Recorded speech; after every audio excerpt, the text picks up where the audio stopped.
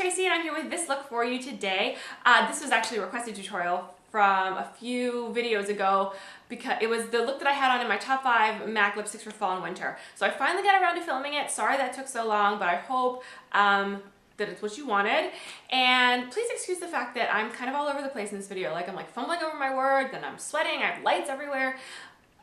Oh, my battery's about to die. So now that I'm done filming the intro, let's just go ahead and get right to the tutorial before my battery dies. Okay, hope you guys enjoy. So just to save time, I've already applied foundation on top of moisturizer. Haven't done any concealer yet because I am going to be working with some dark shadows and sometimes there can be a little bit of fallout. So I didn't put my concealer on yet. I will do that after I've done my eyes. So right now I'm just going to clip my hair back with this little clippy here so that it gets out of the way, and I hope that you guys can see what I'm doing. If I'm looking over here, it's because that's where my mirror is, and yeah, so let's get started. So since I'm working with some cool colored shadows, I like to apply a warm base after I apply my primer. This is just the NYX primer. This one works really well for me. For some people, they need a little bit more better, just a little more better, whatever. Yeah, because they have oily lids, and so they prefer to use Urban Decay's Primer Potion or Too Faced Shadow Insurance or the NARS one. This one works just fine for me because I don't have oily lids, and all I really need is something for my shadows to stick to and to make them last, and I find that that one works just as well as all the other ones, and it's a little bit cheaper. So if you don't have oily lids, then I suggest using the NYX one. Like I was saying, since I'm working with some cool colored shadows, I want to put on a warm base because my skin has a really yellow undertone, and so whenever I use cool shadows like silver, which is what I'm using today, or like certain shades of blue, I don't know, it just clashes really weirdly with my skin tone, so I have to warm it up a little bit. And in the actual tutorial I used, or sorry, in the actual video why is it so hard for me to spit out today? In the videos that I had this makeup on previously, I used MAC's Cream Color Base and Take Root. I do have some alternatives here for you just in case you don't have this or it's not accessible to you. NYX's Jumbo Eye Pencil in Rust is another one that I like to use because it's warm. It's like a warm, I don't know, like rusty cranberry color. Also Revlon's, these are the Illuminance Cream Shadows in Peach Petals. I would use like this warm color or that purple. It sort of warms it up just a little bit, but since I'm doing the requested tutorial from the other video, then I'm going to use exactly what I used from what I can remember. And I remember that I used Take Root. So Take Root, I'm just going to apply it with my finger. Doesn't have to be super precise. I don't lay it on too thick, as you can see. I just sort of put it on under where the shadows are going, and I bring it just a little bit higher than my crease. Okay, so now that that's done, I am going to take a warm colored sort of transition color, and this is not in the Wet n Wild palette. This is actually one of those customizable BH cosmetic palettes, and they don't have names, so I can't tell you exactly what it is, but it's this color right here, and it's sort of like a terracotta color, and I like to use that as a transition color. You can also use, I've done sort of different variations of this look before, and I've used this color that comes in the Drinking a Glass of Shine. I've combined these two to create that same color, or you could just take like a rich colored warm pink tone or rich warm cranberry tone, whatever you have. I'm not saying go out and get some rust color or some terracotta color, but this is what I used in that look, so that's what I'm going to use. Now, and all I did was I actually just applied it with just a fluffy brush. So I just take a little bit and then apply that in my crease and then a little bit above my crease as well. This part doesn't have to be super neat. I'm just using it as a transition color. If you can see, I hope that the light isn't washing me out. That's better. Okay, so yes, I just apply it above, into my crease and then just a little bit above because it serves as a transition color. Okay, now what I'm going to do is I'm going to go in with, this is the Shimmer The Night Away. This is from the Where's the Party collection, and I'm going to take this lighter silver color and I'm going to put that sort of over half of my lid.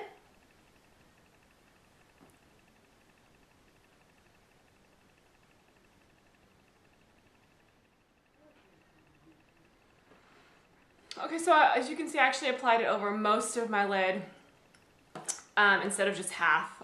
I think that's what I did before, so that's what I'm gonna do now.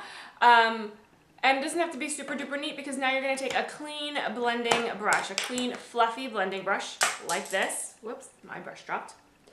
And just sort of clean up those edges a little bit. It's gonna blend into that rusty color that I put on top.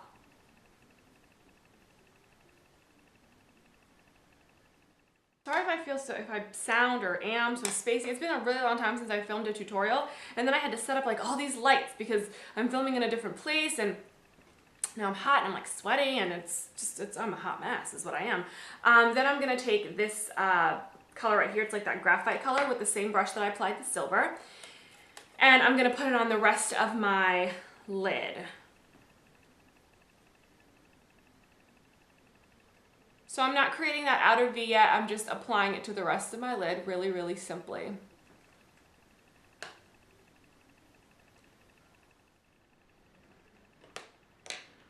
Take that clean blending brush again, and then just blend out the edges.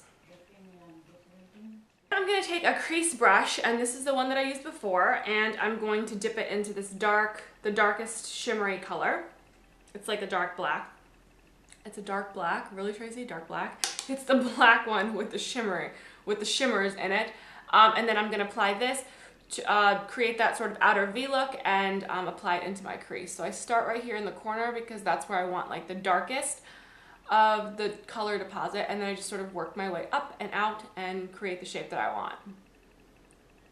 Now, when I did it, I created like I winged it up a little bit because I find that that shape is the most flattering for me. But if you don't like that, then don't do that. Just do the rounded edge, or just, you know, kind of keep it simple there. You don't have to do anything too special. Just go with whatever is best for your eye shape. So that's actually how I did it, is I just took the brush and I just flicked it up like this. And then I brought it inward.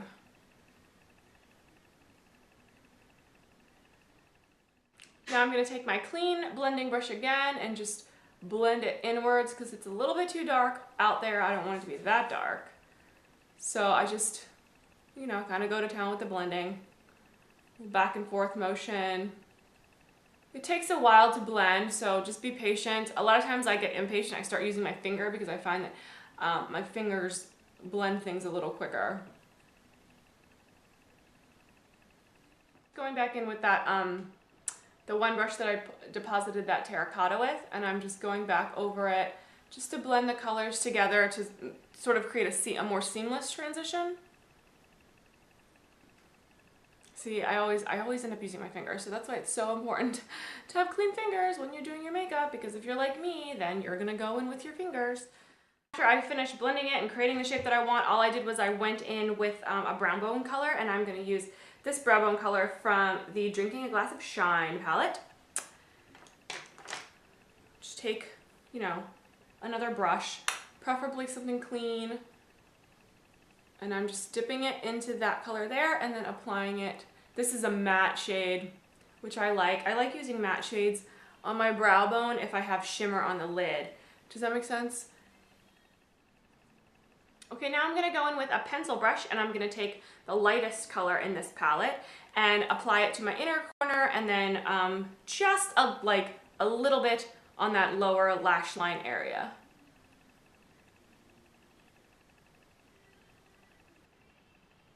Just like that. And start to do my eyeliner, and for my eyeliner I'm just using Wet n Wild's. This is their gel liner, and then this is a Real Techniques eyeliner brush. You can use whatever eyeliner you prefer. This one stays on for me all night, so that's why I like it.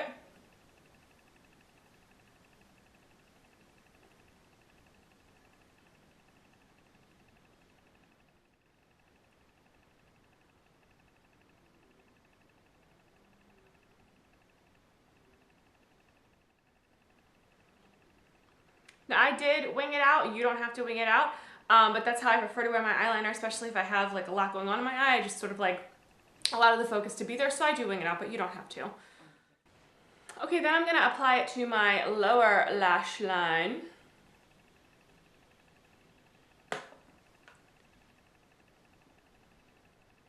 and my waterline.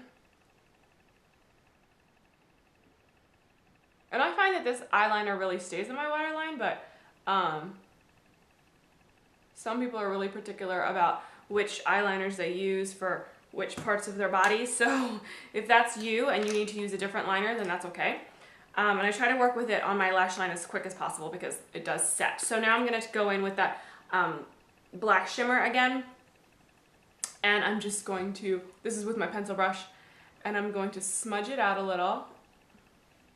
And then lots and lots of mascara. I'm using, this is Revlon's Custom Eyes. Oh, look at that. Oh my goodness, I just discovered something that I had no idea was the case. Okay, so I've been really liking this mascara and whatever. So I've been using, I didn't know that you could twist it. Like there's like length and drama, and then there's like a number 2 that says length and definition. And I've been using length and drama. Is that focusing? I've been using length and drama without any indication that there was like something else. And I just looked at it and I was like, oh, interesting. Anyway, Revlon Custom Eyes. Revlon Custom Eyes. This is in like blackest black, I think. I'm going to try length and definition and see what that does for me because I've never done that one before.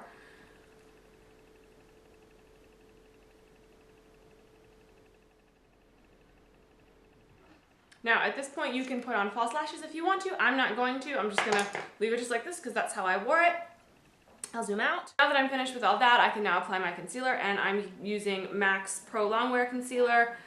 This is in NW35, which is like a couple, like 2 shades lighter than my skin tone. I use this for my under eyes. And I normally use my fingers, but because I've been using my fingers to blend my eyes out, I'm just going to use this duo fiber crease brush, but whatever, I'm going to use it for concealer. It's also going to give me some precision under there. And just to brighten up that area, I like to sort of create that little triangle, and then we will blend everything out. So as you can see, using a concealer a couple shades lighter than your skin really does lighten up that under eye area. Same thing to the other side. Then I'm going to take a little bit down the center of my nose, up here, just to serve as a little highlight.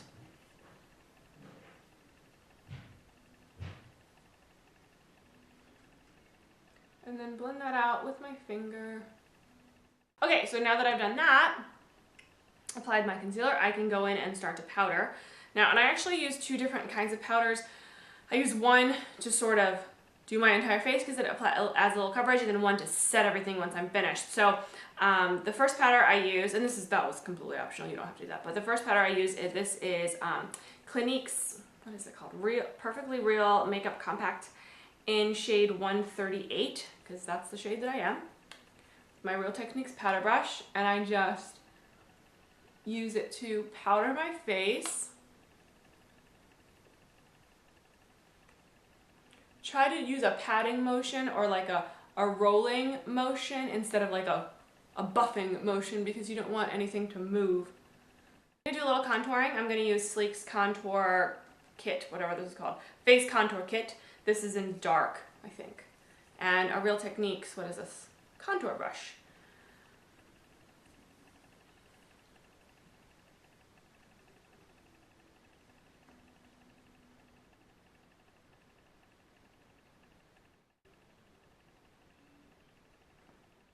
Now for blush, whenever I use like gray colors, I like to combine it with like pinks or peaches. So for my cheeks, I'm just going to use Desert Rose, which is just, it looks really bright on camera, but I'd like to sheer it out. I don't like to do too much because my eyes have a lot going on. So this is just an e.l.f.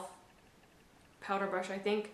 Just dab it in a little bit and then take off the excess and then just apply it to my cheeks. I'm just going to keep it simple and nude. I'm using a nude shade that's discontinued, so I'm not even going to talk about it, but just go with your favorite nude color. This is like a nudish pink. And then on top of that, I'm just going to go over it with a clear gloss. Okay guys, so that's it. That's the completed look. It's really not very difficult at all. You just need a few different shades and you can mix and match with whatever you already have in your collection. It's just like a silvery smoky eye. It's great for the holidays. What is my hair doing over here? It's great for the holidays, but it's also great for any time. You know, anytime you want to, you know, jazz up your eyes just a little bit. So there it is. If you have any questions about this tutorial or any other requests, then please go ahead and leave a comment down below. Don't forget to subscribe and thumbs up if you liked it. And I'll see you guys next video. Take care. Bye.